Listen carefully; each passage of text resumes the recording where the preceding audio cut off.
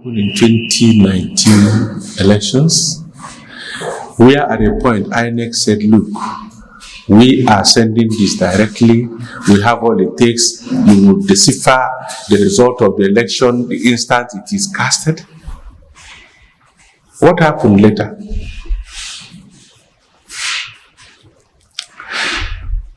Even to the point of before the Supreme Court said, look, we didn't say that. We don't have the capacity to do such. So it depends on what INEC will tell us today and stand by what they say. If they tell us they don't have the capacity to do that, they should tell us what measure they will, so that people can monitor, guide, and follow their vote, just like the Hausas will say. Akasa, Asari, Araka. Vote, protect, and escort it.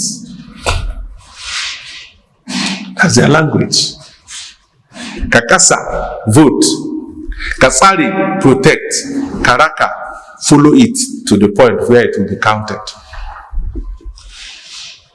Until the devices of INEC will be able to do these three things for the masses of Nigeria, that is when we'll be certain and sure. And let me tell you, one of the best lawyers we have in this country has predicted that if nothing goes wrong, a lot of people will see worse than what happened during the EndSARS issue. And that is the awareness I'm talking to you about. A lot of youth want to take back their country. They want to see their country grow better. They want to see the country united more.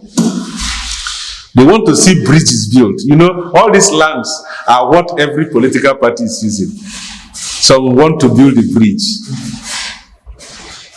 Isn't it? Some want to take back the country and rebuild it. So that is what the youth actually want.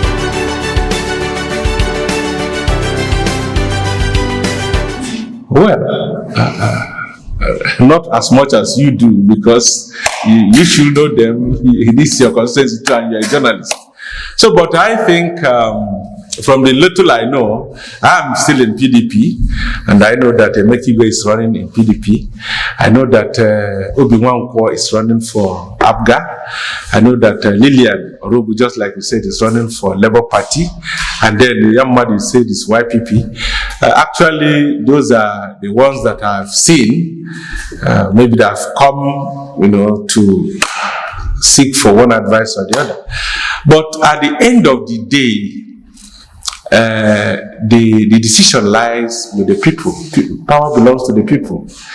You know, though it's a slogan of my party, but it's the actual thing actually when you're talking about democracy. What I have to say is that every constituency seeks to step up. There's somebody that once said that, look, it would be very, very wrong and stupid for you to use a cow to set a trap to catch a goat. You understand? It's an adage. Using a cow to set, that's what we say, penny wise, pound foolish. And we are in a metropolitan federal constituency. Not only do we have the state capital, but we also have an agrarian local government too. All within my constituency. If you are counting of the major stakeholders in every party, I should think we have one of the highest in all the parties across. Because there's nothing that happens in any party, as you mentioned, APC, PDP, YPP, Labour Party, that their stakeholders. If you come to my federal constituency, that's where you see the major stakeholders. And so where you have such caliber of people demands presenting the best. I think that within the class of representation, I did the best for my constituency. That today I can stand on the floor of the House of Reps. The moment I raised my hand, he said, the man from Oka North and South is about to speak. Let's hear him out. Such is what we will demand from anybody who will go to represent us. A step, at least if not maintaining that, but going a little bit higher. And I know I'm talking to my people on this issue. It's not an issue of personal interest. It's the collective interest of the Awka North and South people. We should send our best, apart from people who have had experience in running parastatals, agencies, or even personal businesses very well. Those are the first criteria. So that you have a ground of experience that you are bringing up to develop from. And that is my word. We look at every one of them, check their past, who is capable, who has ever done something outstanding to bring out himself, before we will present him to face Nigeria. House of Rep is not a local meeting, it's not a town hall meeting, it's not a village meeting. It's not where you start with lies. It's somewhere you will sit. By the time you stand up, the world is seeing you. And from who you are, your constituency will be evaluated. I pray that my people will bring out somebody who, when he stands, they say yes. At least they are maintaining their standards.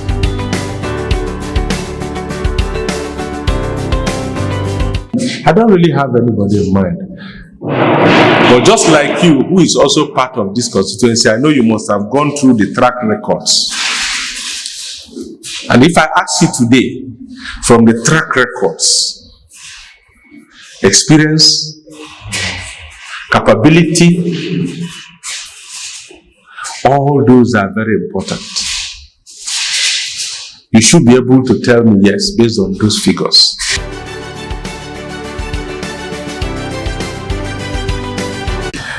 Well, on that note, these are the internal affairs of the party in one place. And then, secondly, except you are new to the way party is, you know, a lot of interests. And one is, it depends on what you as a person have in mind to achieve. One is that I am not a desperate politician. I see politics as a stepping forward to contribute my quota to doing right what I see, where I see there needs to be changes to do the right thing. So that is one. And so it will not be possible for you to please everybody, even within the party setting. But I know that my party, the mainstay of the party, which is the people, cannot say that I fell out with them. If you talk about maybe few stakeholders who felt that I have not satisfied what they want me to satisfy for them, personally for them, that is a different thing. So on that note, I will tell you, well, I cannot satisfy everybody. Even God cannot satisfy us as people He created. So it is always the issue. But for the fact that they did not give me the ticket, I would say that the cost of the ticket not coming to me as a sitting member, you can see the effect it's having in my party within the constituency. One is because I have done well. So, sold based on the interest of those few is not the general interest of the party.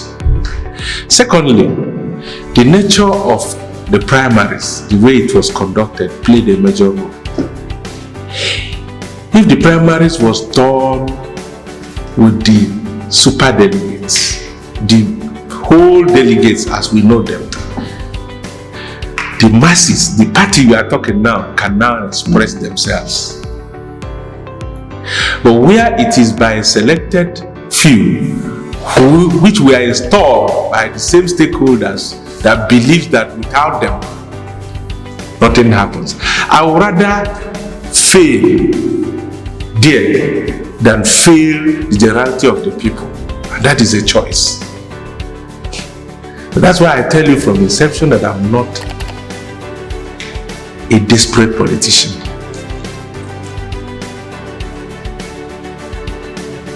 But at the end of the day, just like they said, austerity will do what? Will judge.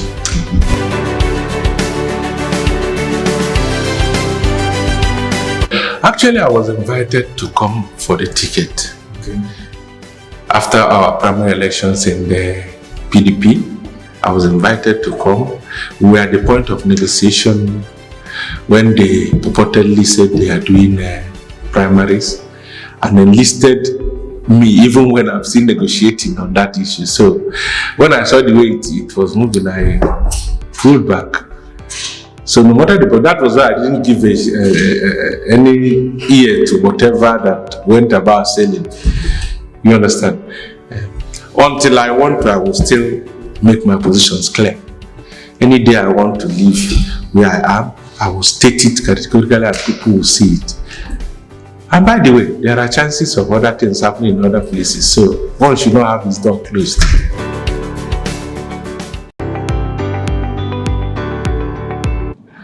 Thank you very much. Well, I might not want to say anything on this issue because these are relationships that are personal. It didn't start from politics. And in as much as for some, at a point, it came on board, because as you move on politics, you have allies. Not like I said that in politics you have permanent interest. My relationship with CHINEDU has been very, very cordial. From inception, he's an elder brother, and he started politics before me, so I count that to him. And I came on board when I came on board. In fact, as at the point when I came on board to politics, he wasn't in PDP. He was the SAC chairman. So I was contesting in PDP. So 2007, I was already the candidate of House of Assembly, Oka South 1. So I was already in the party. He didn't bring me to PDP. That's one notion I want to correct. But we are friends, just like I said. He was in politics before me. He has been the local government chairman of Oka South before I even thought about coming into politics. And just like we said, he who starts before you has a better experience. And so, there's nothing wrong in seeking advice. And then to 2015, we ran the election, and then there was this House of Reps candidate. I was House of Assembly for Oka South 1.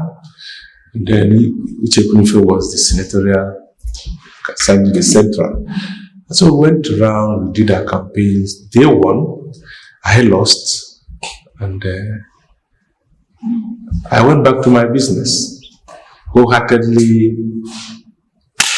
This is what I want to do, not that somebody forced me to do it. And so, by 2017, a governorship election, which Oho came on board, more or less I was the major stakeholder for PDP in Oka South 1. Because every other person is either in the other party or in the other party. Then PDP has no even offices. I remember that I paid for the 9 wards in Oka South 1, their offices. I got out 450,000. It was on that note that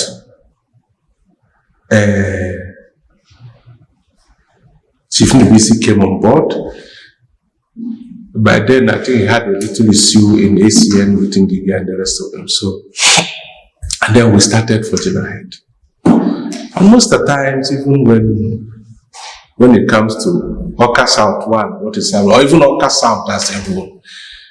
Materials for campaign will be given to me as Oka South. And I will always insist. Look, now I have a major stakeholder. Everybody is happy that somebody of that caliber has come back to the party to join us. So naturally, I was trained to respect people who are higher than you in politics. So, and that's what I did. And I'll keep on doing that. So it will never ever sever our relationship on that basis. Politically, 2019, basically nobody wanted to take the PDP form, both House of Assembly, House of Reps, or even Senate. Because then ABGA won the election 2017, they gave 21/21 as it was, the slogan was there. I was part of those bunch that remained steady in PDP without betraying anything in PDP. So on that basis, nobody wanted to. To be honest with you, I've contested 3 times on the House of Assembly, PDP, and I lost. So I wasn't even thinking of going into any contest again in PDP or for election. Not until there was nobody. And then the push was that CHINEDU will become the chairman of the party. So at interim first, he was the acting chairman of the party, fighting to be confirmed as the chairman. And as acting chairman, taking the party to an election, you don't have a candidate. You don't have a candidate in the House of Assembly from your state constituency. Nobody wants to take it. You don't have from your federal constituency. Nobody wants to. You don't have in the Senate. You have to beg.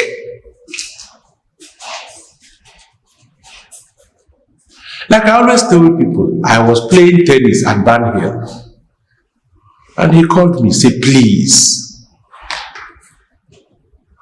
Why did he call me? He knew I had the capacity as a businessman. I'm doing very well in my business. He knew I have the heart to contest if I want to contest. He knew he couldn't spend a dime for me because I have that capacity. That was why he came for me.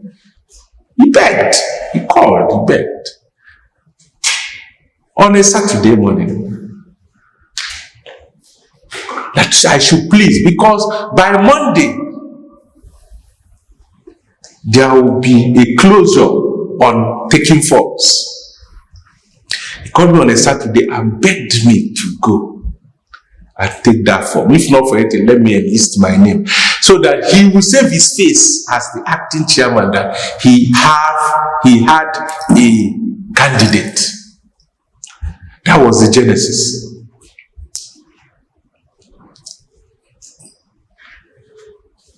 Let me tell you, if he is very sure that that thing will work out very well, he would have taken that for himself. I'm just saying this as an emphasis. But when he counted on me, peradventure I have failed this election, he is safe, he has not contested anything. If I fail this election, it's my money I've spent, not his. It's not affecting him. If I win the election, he will take the glory.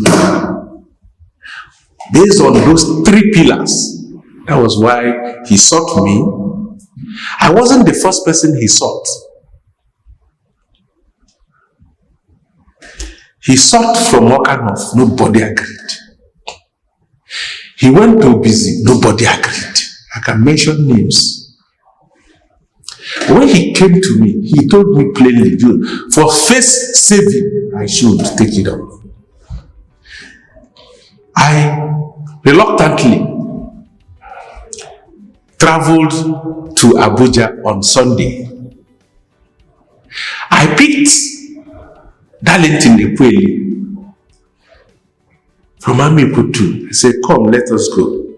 There's nobody going for House of Assembly in Awka South. One. Darlington, come, go and pick the form. Two. Darlington followed me on the same flight. We went to Abuja. We slept in a hotel which I can still tell you today. I was with Darlington Ekweli. On Monday morning, we went, I obtained my form. Darlington obtained the form for House of Assembly, Awka South 1, PDP. It was at that point of obtaining the form in Awka North and South. I told him I don't have the money for that. I didn't budget for that. He said, don't worry, I will send money for you. Now he sent 500,000. 5,000 for 34 wards. If you calculate the amount, and then there are certain money you pay for administration and everything. The whole money came up to 625,000.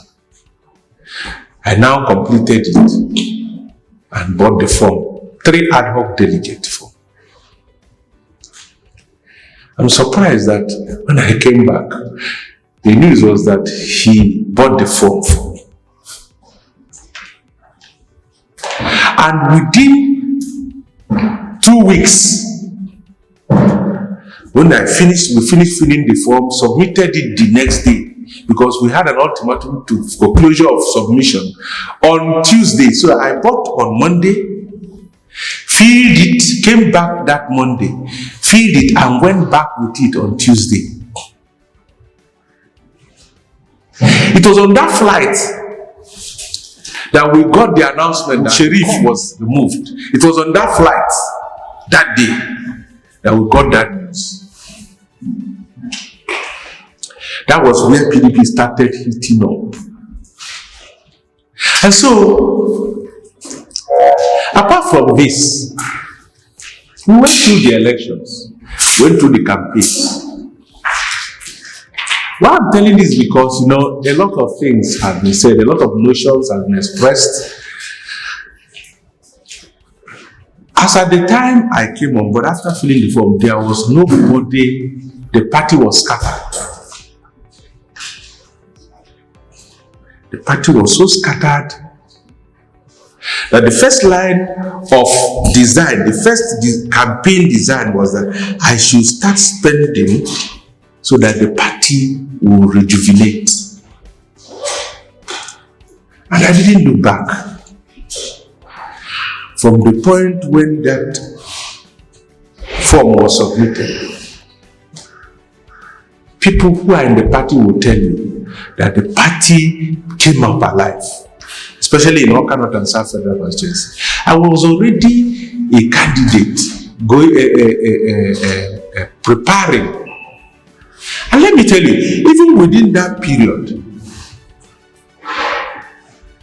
the same person sponsored another person to take a form after he has pushed me to. Sponsored another person to take a form and set it up as a competition, and was telling me what I would do to satisfy the other party. That was when we started having some little. I said, no, this is not what you told me. But I won't delve into that. So I want to keep it to that. As an elder brother, a more experienced person, he performed his role. As for financing my campaign, I financed my campaign from beginning till end. I won that election because whatever I was told to do, I did it. Every spending that was mapped out, I did it. So that nobody will lay the blame that is because I didn't run that campaign that we lost. That was why I brought out all it takes to run that campaign. And to the glory of God, we won that election. I will still respect him as an elder brother. I learned a lot from him. But it should not go and nobody will come to say